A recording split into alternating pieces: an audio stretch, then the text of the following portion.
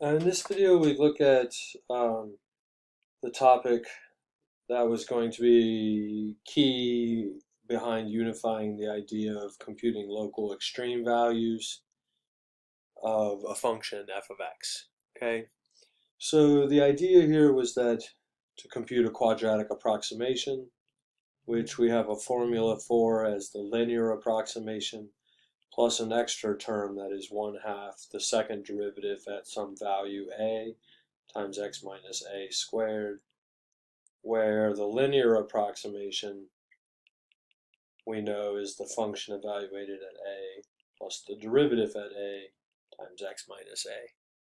So let's get this process of finding the extreme values of a function kick-started by looking at a particular function, in this case 2x cubed plus 9x squared plus 12x minus 4. Okay, and let's find the quadratic approximation at a critical number of the function f of x. So we're going to first need to find the critical numbers, which is done. The critical numbers of a function is found by taking the derivative of that function, which in this case is 6x squared plus 18x plus 12. And we need to set that equal to 0 and figure out what values of x this occurs at. This function factors, the derivative factors is 6 times x squared plus 3x plus 2. And therefore the function factors even further is x minus 2 times x plus 2 times x plus 1. And therefore our critical numbers are x is equal to -2 and x is equal to -1. So when you're asked to compute the quadratic approximation, you need to ask the follow-up question to yourself: at what value are you computing the approximation at? And in this case, we're going to find that it's going to be important to compute the quadratic approximation at a critical number. So let's just choose one of these critical numbers. How about x is equal to -1? And therefore we'll need to find the function evaluated at -1 plus the derivative at -1 times x minus times x plus 1. That's the linear approximation. And then we need to add on 1/2 the second derivative of the function at -1 times x plus 1 squared. So this is the extra bit that gets the process finished to go from the linear, this extra bit, to the quadratic approximation. And if you compute that, I will show you what is supposed to happen. Over here, when you compute this quadratic approximation, this is what it's going to look like. We'll write down the formula. So while I'm getting this ready, you can maybe try to compute what you think the quadratic approximation is going to be. Okay, what formula you're going to get. So take a moment to try that for yourself. Compute the linear approximation of this function, number 40, at one of the critical values, -1. So if you're back and you've tried that approximation, we can see here that what's typically going on is that we have a function shown to us in black, that is the black dotted line, and as I move the point around a to different values, we see that there is a red tangent line and a blue function which is called the quadratic approximation. So for example, at 0, some value x is equal to 0, we can see that there is a tangent line, and the tangent line approximation is 12x minus 4, and the quadratic approximation at the value 0 is 9x squared plus 12x minus 4. And so since that blue curve does look like a parabola, the 9 says that it is opening upward, that would be your quadratic approximation.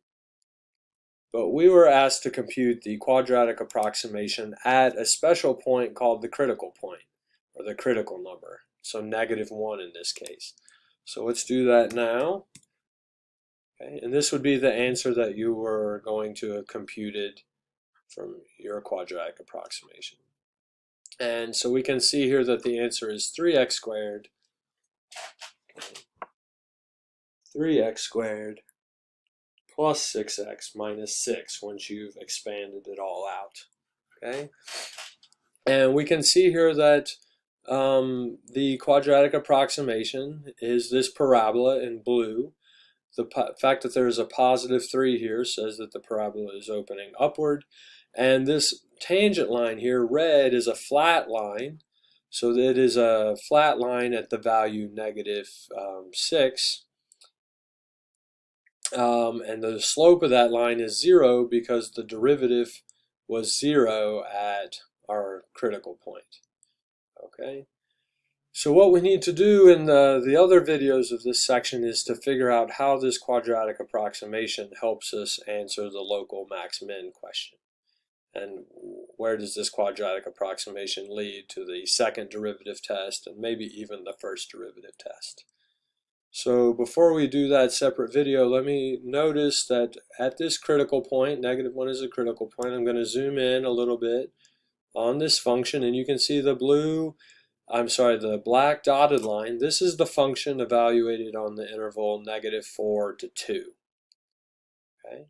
If I were to zoom in a little bit more, we'll start to see less and less of the function. Okay.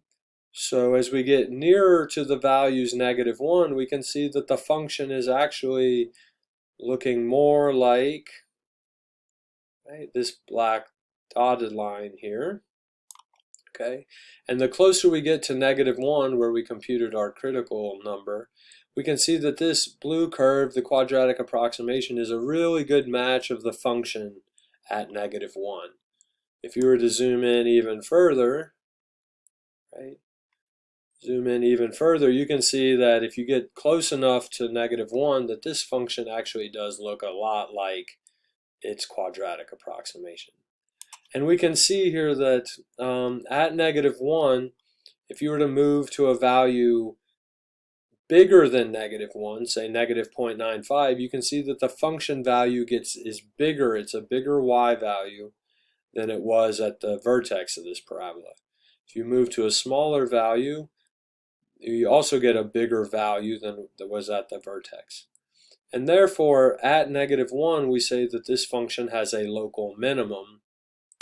And we can see that there's a local minimum because the quadratic approximation is a parabola that is opening upward. And that observation is going to be what leads us to something called the second derivative test, which we will illustrate in the next video.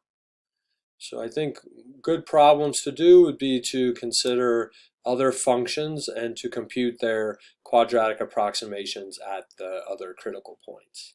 Okay. We saw in this problem that -2 was also a critical point. So at -2, okay, so we'll zoom out.